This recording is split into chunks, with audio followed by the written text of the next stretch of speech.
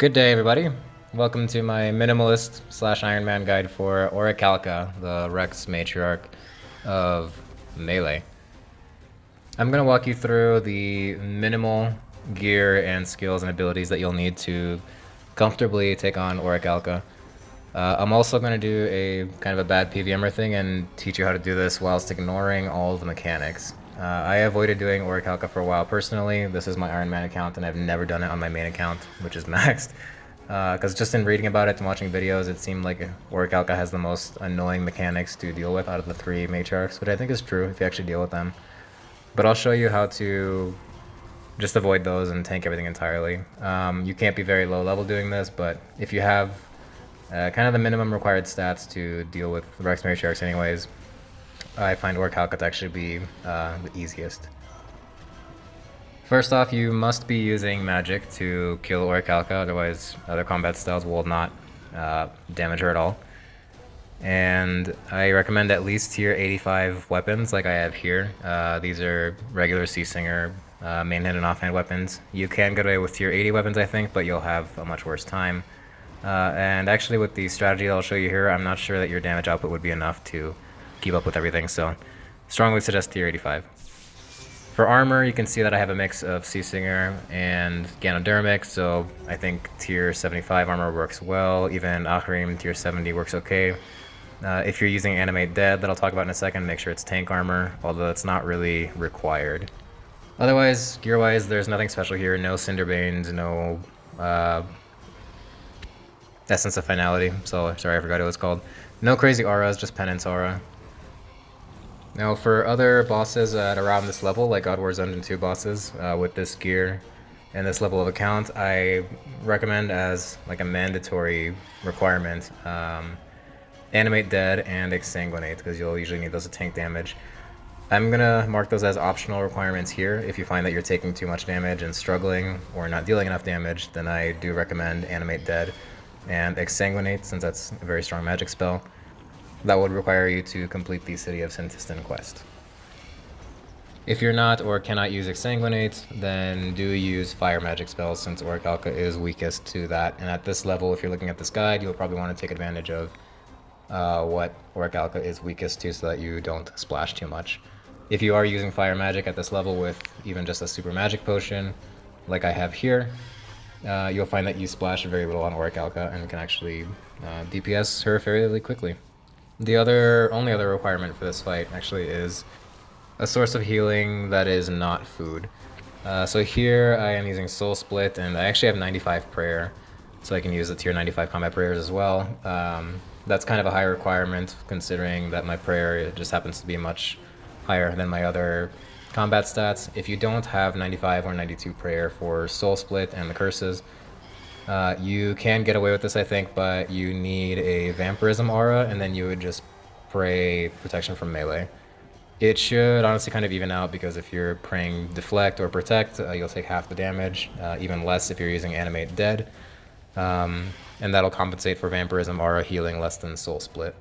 The only perk you don't get is that you can get away with, if you're Soul Splitting, you can get away with Penance aura like I am, so that you can restore some prayer. Although Orikalka does such little damage to you, to be honest, that the Penance aura might not even recover all the prayer that you need, so bring prayer potions anyways. That's about it for gear and setup. There's really not much else to it that you need, I think. I suppose we should discuss mechanics, since those are important. Orikalka actually has 2 attack cycles, which makes things a little harder to keep track of, and I personally don't. But one thing that happens for sure is that after 3 melee attacks, she will do this Frost Storm attack that gives you Frostbite. The other mechanic that she does is used to deal with this and remove the Frostbite. I find it's not worth it. I'll explain in a second. Here's the next mechanic called Pyroclastic Shock, and you can see me dealing with the Frostbite here.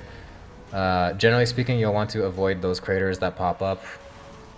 What happens is that Orikalka slams her tail down, and at this point during the fight, every like 3 melee attacks, she'll do 1 magic attack and then do this Pyroclastic Shock again, so and spawn 2 to 3 of those craters that explode shortly. If you are standing on those craters, they will kill you quite quickly.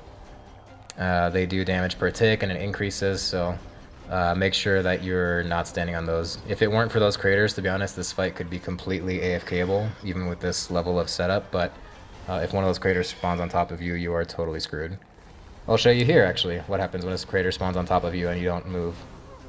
In my experience, this happens very, very rarely. I think I'm going at a rate of about maybe 1 in every 10 kills. One of those craters spawns on top of me, so not very likely that you have to worry about it. You can kind of safely AFK if you don't mind the very occasional death cost. But it is annoying and it is worth paying attention to. If a crater does spawn on top of you, you can just surge or step away and take a few hits. After the rotations kind of come to a close, Orikalka has one shorter rotation of set moves and one longer one. Again, like I mentioned, I don't really pay attention to it, but they'll restart, so if you take too long to kill Orikalka, which if you're watching this video and your account has roughly the same levels and gear as I do, you probably will go through 2 cycles, so you will get hit by Frostbite again. A very important thing to mention about Frostbite is that you can resonance it, and absolutely should, otherwise you'll get hit for several thousand damage.